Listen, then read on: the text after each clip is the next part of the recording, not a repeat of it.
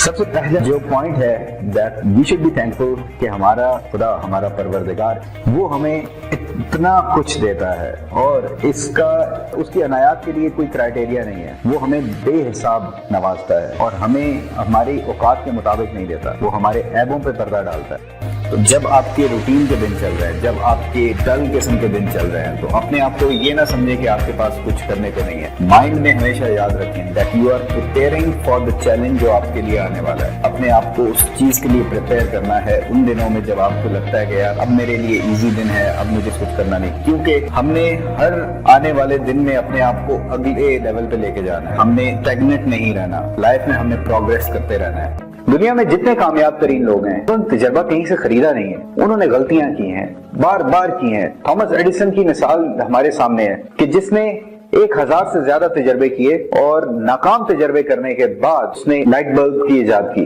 اور وہ light bulb جو آج سے اس نے سینکڑوں سال پہلے بنایا تھا، وہ لائٹ بلب آج پوری دنیا کو روشن کر رہا ہے. تو یہ وہ لوگ ہوتے ہیں جو ایکسکیوزز کے پیچھے نہیں چھپتے، فیلیئرز کے پیچھے نہیں چھپتے، بلکہ جو سوچتے ہیں وہ کرتے رہتے ہیں. اور انفارچونیٹلی کل کا یہ ایک واقعہ میرے ذہن میں ابھی گھوم رہا ہے. ہمارے ہاں یہ ایٹیٹیوڈ ہے کہ ٹیم میں سلیکشن نہ ہو تو ہم خودکشی کر لیتے ہیں. اتنا ہم بے بس اپنے آپ کو فیل کرتے ہیں کہ ایسا کیوں ہے. ہماری ذہنی تربیت اس طرح کی نہیں کی گئی کہ فیلئر اگر ہے تو فیلئر کو آپ نے عبور کرنا ہے.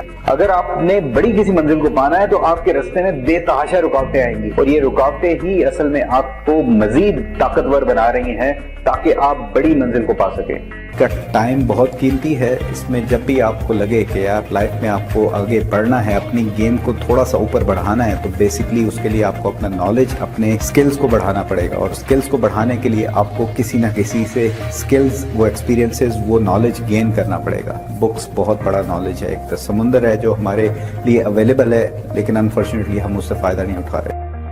تو I would like to invite you guys کہ آپ اس ہیبٹ کو اپنائیں، اور یہ ایک اکیلی ہیبٹ آپ کو بہت آگے لے جائے گی، کیونکہ یہ آپ کو ان تمام تر لوگوں کے کلیکٹیو وزڈم سے آپ کو فائدہ اٹھانے میں مدد دے گی. اپنی پرفارمنس کو آپ ریویو ضرور کریں. آپ نے اگر 1 سال کا گول رکھا ہے تو اس کو آپ نے مہینے کے لیول پر لے کے آنا ہے، مہینے کے لیول سے لے کے اس دن کے لیول پر لے کے آنا ہے، اور ڈیلی کی ایکٹیویٹیز میں اس کو آپ نے شامل کرنا ہے. اور پھر مہینے کے بعد آپ اس کا ریویو ضرور کریں. ٹھیک ہے، تو اس سے ایک تو آن ٹارگٹ رہتے ہو، اور اس کے بعد تھوڑی سی چیزیں جہاں پہ آپ چک جاتے ہو یا کچھ آپ کو لگتا ہے یار یہ میں نے سوچا تو تھا لیکن یہ اس طریقے سے کام نہیں ہوا. ٹھیک ہے، بہت سی assumptions آپ کریٹ کرتے ہو. جس وقت آپ کوئی گول آگے کا سوچتے ہیں تو بہت سی چیزیں assume کر رہے ہوتے ہیں کہ یہ اس طرح سے ہوگا، وہ اس طرح سے ہوگا، لیکن ان ریالٹی چیزیں اس طرح سے ہوتی نہیں ہیں. جب آپ اپنے پلان کو ریویو کر لیتے ہیں، ریوائز کرتے ہیں، امپروو کر لیتے ہیں بیسڈ آن جو بھی آپ کی پرفارمنس رہی ہے اس کی وجہ سے، تو اس چیز کے سکسیس میں کنورٹ ہونے کے چانسز بڑھ جاتے ہیں. یہی ہمارا مقصد ہے کہ ہم